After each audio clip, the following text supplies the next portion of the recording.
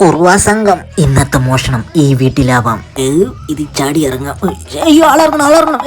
മനുഷ്യനെ കൊല്ലാൻ നോക്കുന്നു. ഇവളെ കണ്ടിട്ട് കുറുവാ സംഘത്തിലെ പെണ്ണാണെന്ന് തോന്നുന്നു. കുറുവി. ഞാനാ. ഏത് ഞാനാ? പേര് കുറുവാ. എന്തിന് നീ വന്നു?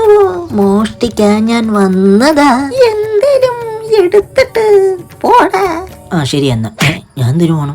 അല്ല നീ ഇതിനല്ലേ വന്നേ? എന്നിട്ട് ആരെയും കൊന്നോ? എന്നാലും ഇത് എന്ത് മേക്കപ്പാ? ഇത്രയൊന്നും മേക്കപ്പ് ഇടേണ്ട കാര്യമില്ല. ഇതുപോലെ എന്തെങ്കിലുമൊക്കെ വലിച്ചേറ്റിയും കിട്ടാ മതി. ഇവിടെ ഇപ്പൊ പൊക്കണം. ഒരു മിനിറ്റ്.